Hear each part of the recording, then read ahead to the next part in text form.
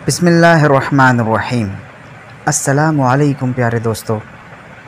आज हम बात करेंगे तुर्की में मिली 1500 साल पुरानी किताब के बारे में। ये किताब कैसे मिली, कहाँ मिली और यह किताब क्या थी, इसका नाम क्या था। और जब यह किताब मिली तो मुसलमान तो खुश हो गए, लेकिन ईसाई लोग इस किताब को मानने से इनकार कर रहे हैं। लेकिन यह बाइबल का एक वर्जन है, तो ईसाई लोग इसको मानने से इनकार क्यों करते हैं। और इसके बारे में आखिरी पैगंबर हज़रत मोहम्मद सल्लल्लाहु तआला अलैहि वसल्लम के बारे में ऐसा क्या लिखा है, जो आज इस किताब के बारे में सारी डिटेल के आपके साथ शेयर करेंगे।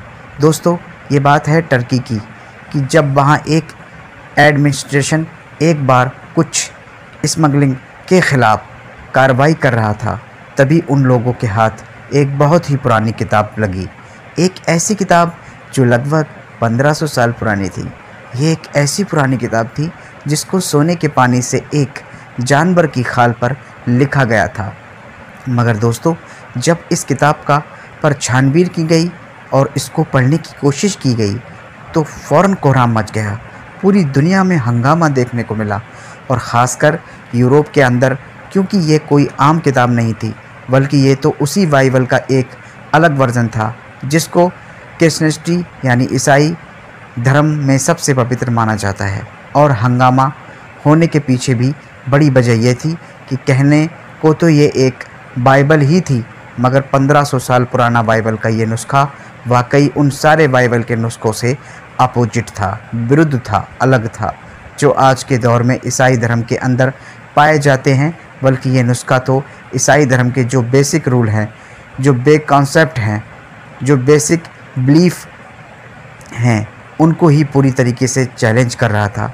बाइबल के इस नुस्खे को गॉस्पेल ऑफ बरनाबास के नाम से जाना जाता है, जो दरअसल इस्लाम के आखिरी पैगंबर यानी हज़रत मोहम्मद सल्लल्लाहु तआला अलैहि वसल्लम की आमद से भी लगभग 90 या 80 साल पहले लिखा गया था। मगर हैरानी की बात तो यह है कि पहले लिखे जाने के बावजूद भी इस नुस्खे के अंदर हज़रत मोहम्मद सल्लल्लाहु तआला अलैहि वसल्लम का नाम मौजूद है।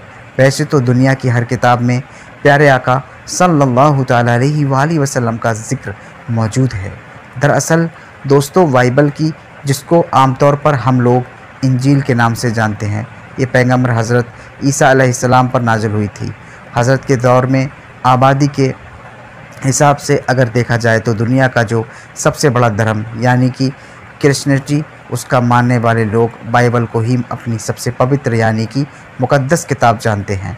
बाइबल के चार ऐसे वर्जन हैं कि जिनको सबसे ज़्यादा ऑथेंटिक माना जाता है, और जो अलग अलग लोगों से यानी अलग अलग राइटर्स ने अलग अलग वक्त पर लिखे हैं। मगर दोस्तों, यहाँ पर हम बात कर रहे हैं बाइबल के एक ऐसे वर्जन की जिसको गॉस्पेल ऑफ बरनाबास के नाम से जाना जाता है। और अगर इस किताब को सबसे ज़्यादा कंट्रोवर्शियल किताब कहा जाए तो शायद यह कहना गलत नहीं होगा, क्योंकि ख़ुद ईसाई लोग ही इस बाइबल के नुस्खे को मानने से इनकार करते हैं और इसकी ऑथेंटिसिटी पर भी सवाल उठाते हैं। इस किताब के बारे में माना जाता है कि लंबे वक्त तक न सिर्फ इस पर बैन लगा रहा था, बल्कि इसके पढ़ने वाले को भी मुजरिम करार दिया जाता था। सैकड़ों साल तक तो ये किताब दुनिया के लोगों की नज़रों से गायब रही थी।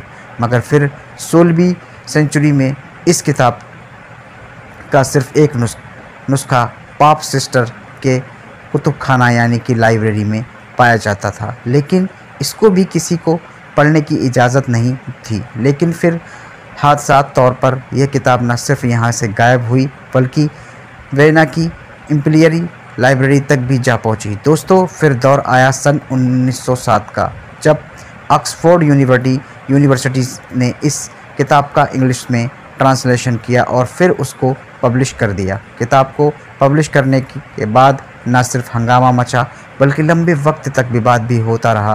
फिर धीरे धीरे इस किताब के इंग्लिश, इटालियन और स्पेनिश वर्जन ना जाने कहाँ गायब हो गए। मगर दोस्तों, अब सवाल यही है कि आखिर इस किताब में ऐसा भी क्या है कि जिसकी वजह से ना सिर्फ इतिहास में हमेशा से इस किताब को लेकर इतना ज़्यादा बवाल हुआ है, बल्कि आज भी हम देखते हैं कि ऑनलाइन न सिर्फ बहुत सारे इस किताब पर डिबेट करते रहते हैं, बल्कि ज़्यादातर इलाकों में तो आप लोग अगर ख़रीदना चाहोगे तो आपको यह किताब मिल भी ना सकेगी। दरअसल दोस्तों, सबसे पहले तो आप लोग यह जान लीजिए कि इस किताब को गॉस्पेल ऑफ बरनाबास के नाम से क्यों जाना जाता है। वह दरअसल इसके राइटर की वजह से ऐसा इसका नाम पड़ा हुआ है। इसके जो राइटर थे बरनाबास, वह दरअसल हज़रत ईसा अलैहिस्सलाम के उन 12 हवार हो में से एक थे जो उनके ऊपर सबसे पहले ईमान लेकर आए थे।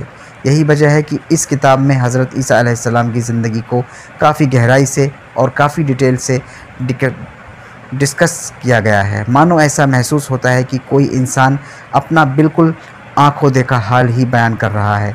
लेकिन जैसा कि हमने आपको पहले ही बताया कि बाइबल का ये नुस्खा उन सारे नुस्खों से बिल्कुल अपोजिट है कि जो आज के दौर में ईसाई धर्म में कॉपी पॉपुलर है। यही वजह है कि ईसाई लोग इस किताब को जाली यानी कि नकली बताते हैं। इस किताब का राइटर अपनी किताब के बिल्कुल शुरू में ही लिखता है कि उन लोगों को के ख़यालात की इस्लाह की जाए जो लोग शैतान के धोखे में आकर यीशु को इब्ने उल्लाह कहते हैं। माज़अल्लाह रब्बिल आलमीन।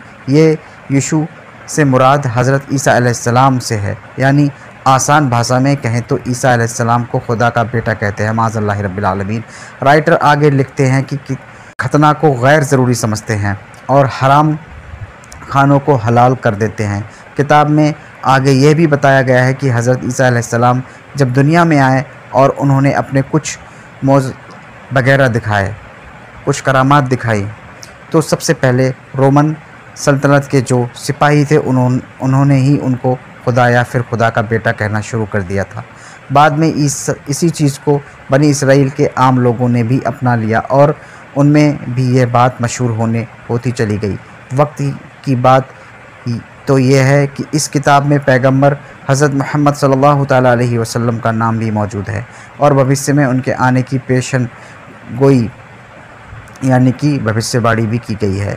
साथ ही साथ ईसाई धर्म के अंदर जो हज़रत ईसा अलैहिस्सलाम को सूली पर चढ़ाए जाने को लेकर यह विश्वास, यह बिलीफ पाया जाता था, यानी एक पूरी स्टोरी पाई जाती है, तो यह किताब इसी स्टोरी को भी रिजेक्ट करती है और इस्लाम भी इसको रिजेक्ट करता है। इस्लाम भी नहीं मानता कि हज़रत ईसा अलैहिस्सलाम को सूली पर चढ़ाया गया था। बिल्कुल हक है, बल्कि इस्लाम तो यह मानता है कि हज़रत ईसा अलैहिस्सलाम को अल्लाह ने आसमानों पर उठा लिया था और क़यामत के करीब वह इस दुनिया में वापस ज़ाहिर होंगे, यानी आ जाएंगे। यानी इस किताब के मुताबिक हज़रत ईसा अलैहिस्सलाम को सूली पर नहीं चढ़ाया गया था। दोस्तों, अगर आप लोगों ने भी अभी तक हमारी सारी बातों को ध्यान से सुना है तो आप लोगों ने एक और चीज़ को भी नोटिस किया होगा, और वह यह है कि किताब इस ईसाई धर्म से पाई जाने वाली बहुत सारी स्टोरीज़, बहुत सारे कॉन्सेप्ट को तो रिजेक्ट करती है, मगर साथ ही साथ इस्लाम रिलीजन को फेवर करती है, यानी उन्हीं सारे मुद्दों पर इस्लाम को सही करार देती है। और यही वजह है कि जो ईसाई स्कॉलर्स हैं वह न सिर्फ इस किताब को फ़र्ज़ी करार देते हैं, बल्कि साथ ही साथ यह भी कहते हैं कि ये तो बाइबल का एक बिल्कुल इस्लामिक वर्ज़न है, यानी किसी मुस्लिम ने ही किसी दौर में इस किताब को लिखा है और फिर चुपके से इस किताब को बरनाबास के नाम के साथ जोड़ दिया ताकि इसको और भी ज़्यादा ऑथेंटिक यानी कि भारी भरकम बनाया जा सके। पिछले सैकड़ों सालों से इस किताब को लेकर दुनिया भर में जो कुछ होता आया है वह तो हमने आपको बताया ही, मगर इस कहानी में अचानक से एक बड़ा मोड़ उस वक्त आया कि जब सन 2000 में टर्की के अंदर इसी किताब का लगभग 1500 साल पुराना एक ऐसा नुस्खा मिला, एक ऐसी कॉपी मिली जो दरअसल गोल्डन क्वार्टर से एक जानवर की खाल पर लिखी गई थी। तुर्की में मिले इस नुस्खे को अंदर भी वही सारी चीज़ें लिखी हैं जो गॉस्पेल ऑफ बरनाबास के बारे में बताई जाती हैं। बाकी ये नुस्खा कैसे मिला था ये हमने आपको शुरू में ही बता दिया है।